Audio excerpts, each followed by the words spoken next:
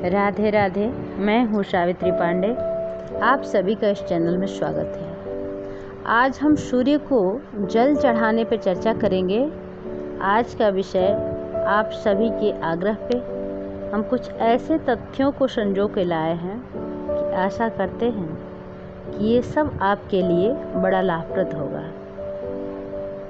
अभी तक जिन लोगों के वीडियो आपने सुना होगा उन सब में थोड़ा अलग है, जिसमें हमारा एक छोटा सा प्रयास है कि आध्यात्मवादी लोग विज्ञान को छोटा न समझें और भौतिकवादी आध्यात्म को मनगढ़ंत कहानी या झूठा पाखंड का नाम न दें। तो चलिए विषय की ओर चलते हैं।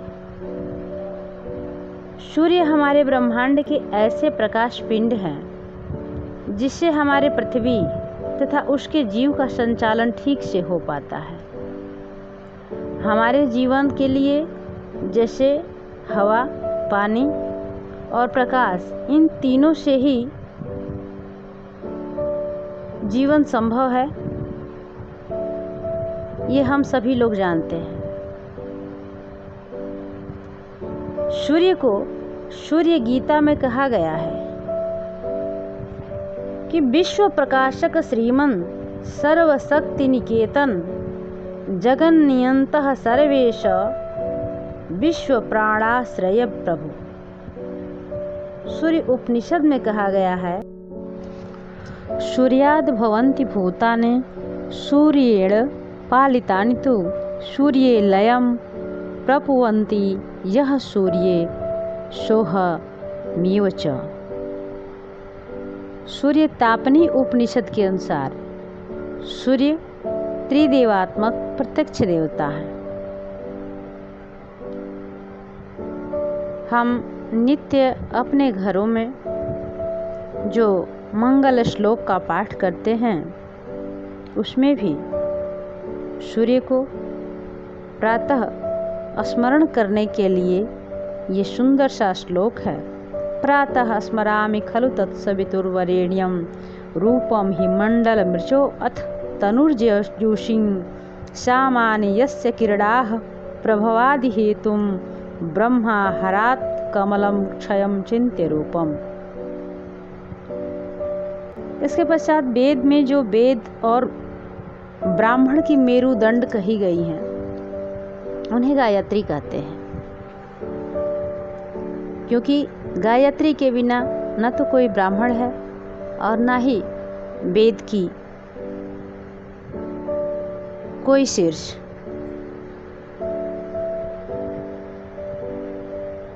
जो गायत्री मंत्र का यह छंद है, ओम भूर्भुवः स्वः तत्सवितुर्वरेण्यं भर्गो देवस्य धीमहि धियो यो नः प्रचोदयात्। इस गायत्री छंद के मूल देवता को सविता देव कहा गया है। गायत्री मंत्र के मूल देवता सविता देव हैं, जो बुद्धि को सत्य की तरफ प्रेरित करते हैं।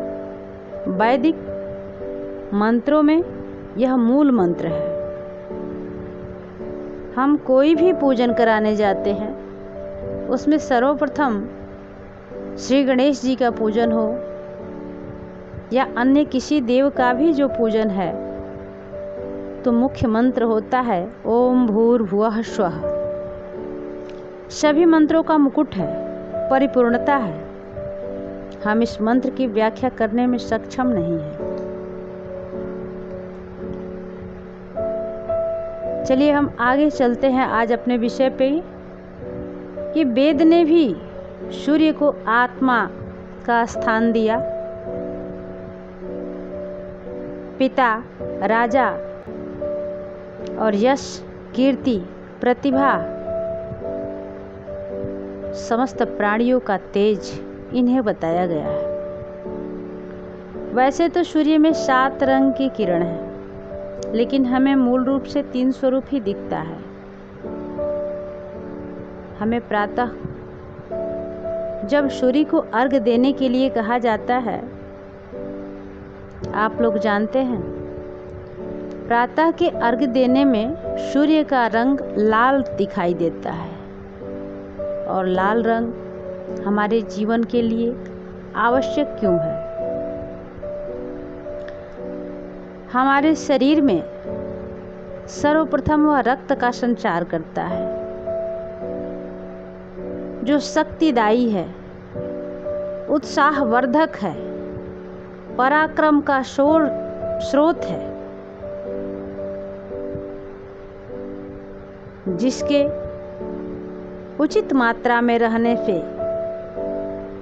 यह लाल रंग वीरता प्रदान करता है, हमारे अंदर लगन प्रदान करता है और हमारे मन को आकर्षित करता है। यह आकर्षण का केंद्र बिंदु है,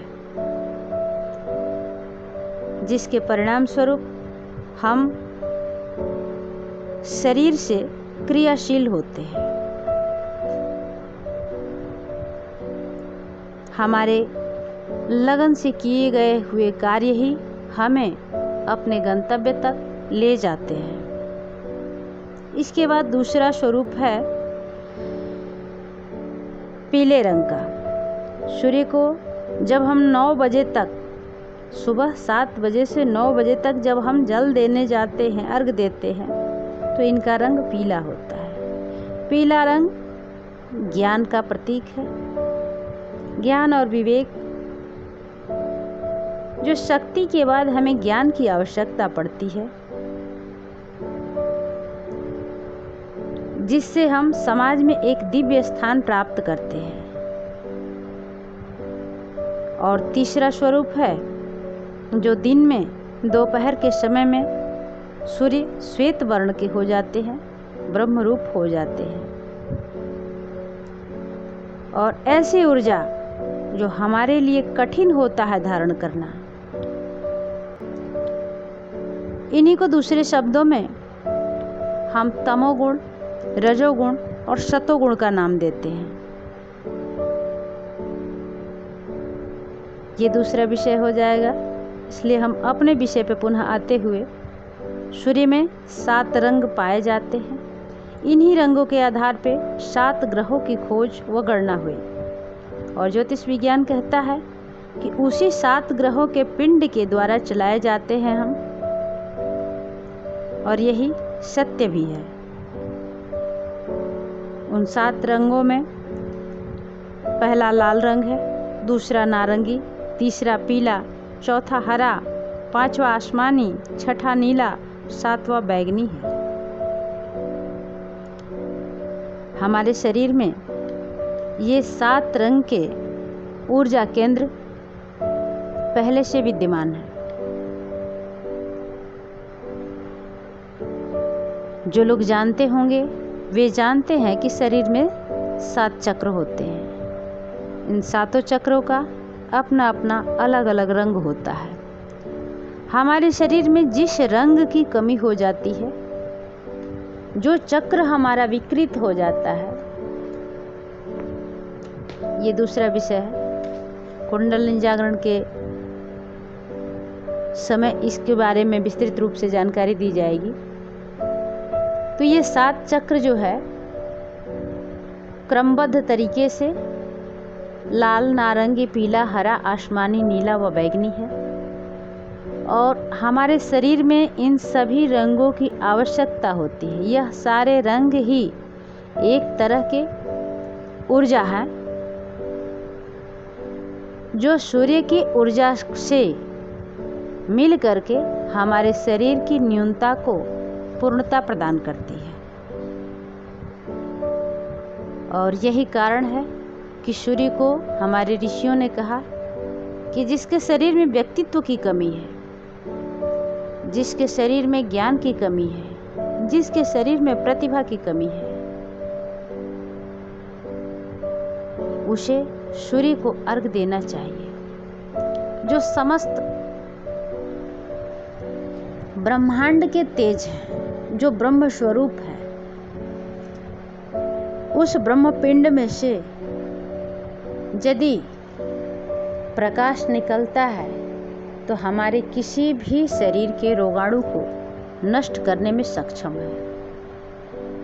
इसलिए जल देने से, अर्घ देने से हमारे शरीर के समस्त रोगाणु नष्ट होते हैं, हम स्वस्थता को प्राप्त होते हैं, आरोग्यता का लाभ हमें मिलता है। सूर्य को मंत्र अर्घ देने का यह मंत्र है जो वैदिक मंत्र है। ओम एहि सूर्य सहस्रांशो तेजोरासे जगत्पते अनुकंप्यमागृहाण अर्घ्य दिवाकरः। ओम भानवे नमः, ओम भास्कराय नमः, ओम सूर्याय नमः।